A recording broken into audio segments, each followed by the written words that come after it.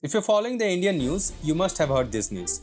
Right, so RBI has moved 107.2 metric tons of gold from Bank of England. RBI पिछले कुछ सालों में सोना खरीदने वाले केंद्रीय बैंकों में से एक है। पिछले वित्तीय वर्ष में रिजर्व बैंक के सोने के भंडार में 27.5 टन सोना बढ़ा है। India's central bank, the Reserve Bank of India, has just brought back over 100 tons of gold from the But I'm pretty confident that most of the mainstream media channels will not explain you all the pieces of the puzzles. And that's where we come in. And in the next 10 to 12 minutes, I'll give you a concise explanation of India's medium to long-term strategy with gold reserves. So why not we follow this mind map to conveniently navigate through this video. Let's start with understanding 4 factors what makes USD a global reserve currency. Now this is the fundamental which will help us to understand how these factors are affecting India's gold strategy in 3 ways. Firstly, financial risk, secondly, strategic risk, and thirdly, alternative financial system. And finally, we'll conclude by knowing if gold reserves are a sustainable asset class in the very long run. So let's begin.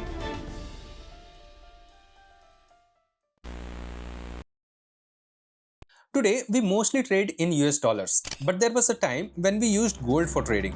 But solid gold has lots of limitations while trading. So we kept our gold in a common place called banks and used paper notes as a medium to trade with gold.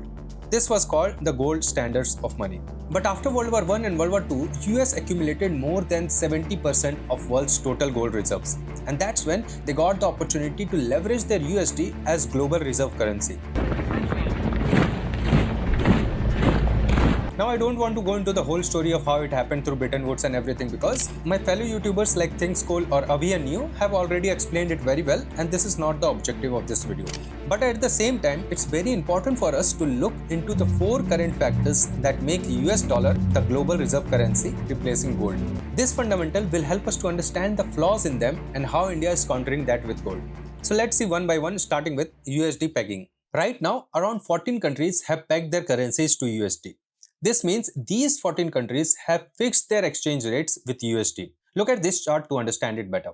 This chart compares the currencies of India, Saudi Arabia and Hong Kong with USD from 2000 to 2023. Saudi's Riyal and Hong Kong dollar is pegged to USD and INR is floating in the forex market. You can clearly see the difference in the graph. During this period, INR to dollar changed from rupees 44.94 per dollar to 82.6, while Hong Kong dollar remained at 7.8 per dollar and Saudi Riyal at 3.7 per dollar. This is because these 2 countries have pegged their currency with USD. Let's understand the implication of this with this example. Let's say India bought 375 million Saudi Riyal worth of oil from Saudi Arabia.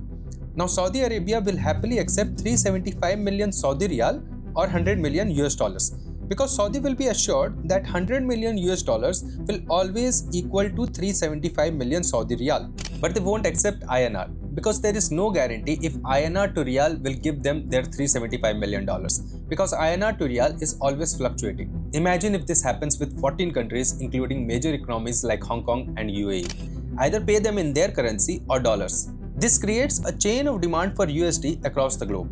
This ultimately forces every country in the world to keep dollars for trading, making it a global reserve currency. Which brings us to the second factor, the petrodollar deal of 1974. This was an understanding between USA and Saudi Arabia, the biggest exporter of oil back then. The understanding was that Saudi will sell their oil in USD and in return, USA will give military support to Saudi. This is how USA made sure that Saudi sell their oil only in USD, even above their own currency Riyal, making it a globally demanded currency. Which brings us to the third factor, SWIFT system. It is the oldest international monetary transfer system. It has won the trust of the world and today almost every country trade using this system. But the most unique aspect of this system is that it only accepts USD money transfer. So every currency must convert into USD, then the transfer takes place, again giving an edge to USD over other currencies. Look, whenever you give loan to somebody, what do you check with that person? Firstly, how much assets that person has, because in the worst case scenario, the person can sell the assets and pay back your money, right? Secondly, how well the person or the business is earning every year, so that he can easily pay back the installments of the loan, right? The same goes with the US dollar as well. Countries believe that US economy will never go bankrupt because throughout the history, US has managed to produce inventions like airplane, telephone, computer, EVs, and they believe US will continue to do so in the future, driving their economy. As the 2 brothers prepare to attempt the first catapulted takeoff, man's age-old dream of flight becomes a reality. Also, if you look at their assets value through this graph, the total household or NPO's net worth or net assets of USA is at an all-time high of $160 trillion. This is more than 5 times their GDP, the highest in the world. Okay, now we know why USD is the global reserve currency. So what's the problem? And how are these factors affecting India's strategy with gold? Okay, let's understand this one by one. Just now we saw 4 factors of USD's dominance, but the matter of fact is that USD pegging has decreased over years. After the World War II, in the Bretton Woods Agreement, 44 countries had pegged their currencies with USD. So if you compare just the numbers keeping aside the history, today there are only 14 countries pegging their currencies to USD. Countries are getting lesser confident with USD compared to their own currencies. Also, the petrodollar deal we discussed is also getting affected. With the growing bitter relation with USA, Saudi has begun to accept other currencies apart from USD. Last year, they accepted INR and yuan for selling their oil. The petrodollar deal or the understanding has been highly compromised. Saudi Arabia has officially ended its 50-year petrodollar agreement with the United States, shifting to a multi-currency system. On top of that, even Russia is willing to sell their oil in INR, 2 of our major oil suppliers. And thirdly, if you remember the asset graph of United States I have shown you previously, if you see it in more detail, you will notice whenever US economy starts plummeting or crash like in 2008 economic crisis or 2020 COVID period, US starts to print notes, inflating their economy and asset value. No other country has the liberty to print notes and drastically increase their economy except USA. Last time when Venezuela tried to do that, it crashed their economy. This means US asset value is highly inflated and cannot be trusted in a very long run. Now the thing is, if you can buy oil without USD, which is one of our biggest expense, and at the same time countries are slowly losing their trust with USD, isn't it a great financial risk to hold a huge reserves of USD? Nowadays, a lot of countries are de-dollarizing. They're moving away from the US dollar. China wants to globalize its yuan, BRICS is talking about its own currency, and now India wants to globalize the rupee. In the recent years, India has accumulated reserves of around 480 to 500 billion US dollars.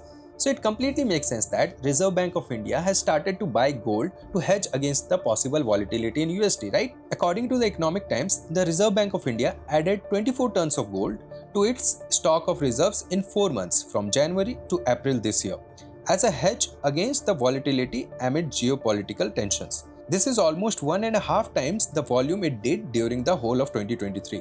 Let me show you the graph of India's gold reserve. In the last 5 to 6 years, India's gold reserve grew from 560 tons to 803 tons. This is a rise of nearly 42%. And as you can see, we never systematically increased our gold reserves like this before. But this is not the only reason why we are buying so much of gold.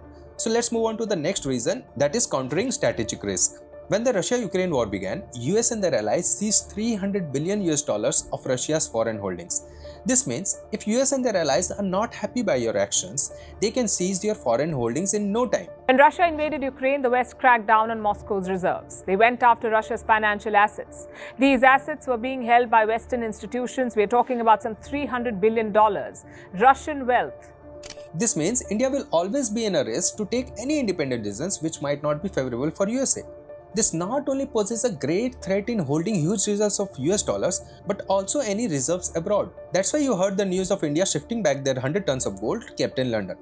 Okay, now these two were defensive strategies. The next one is the offensive strategy, where we are taking actions to reduce our reliability on US dollars by building an alternative payment system.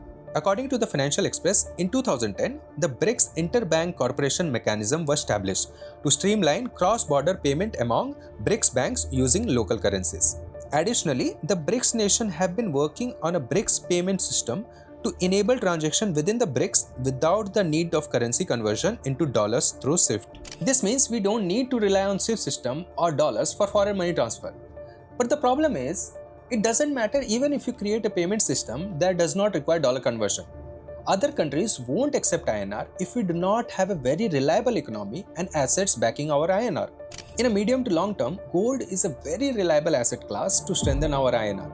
In that case, not just we need good volume of gold in our reserves, but also within our sovereignty. We already saw in this graph how we are systematically increasing our gold reserves. But in the year 1991, when our economy was similar to Sri Lanka a couple of years ago, we had to keep our gold in UK's bank. This was one of the conditions of IMF to give loan. This was also a sign of weak INR. So getting back our gold within our sovereignty is a sign of strengthening INR, and the world is very well watching. So if I conclude, gold purchase and retrieving is a systematic strategy to mitigate financial risk, strategic risk, and to strengthen our INR for international trade without using SWIFT network. But in the very long term, gold is not enough to strengthen our INR. We need stable government and also need to create asset classes like global companies, new inventions, real estate, and an efficient financial system which is very lubricant for global INR transaction. Having said that, let me depart for today. And if you found anything valuable, please hit the like button and subscribe to the channel. And if you have any take on this, please let me know in the comment section. Till then, tata, bye bye, see you again.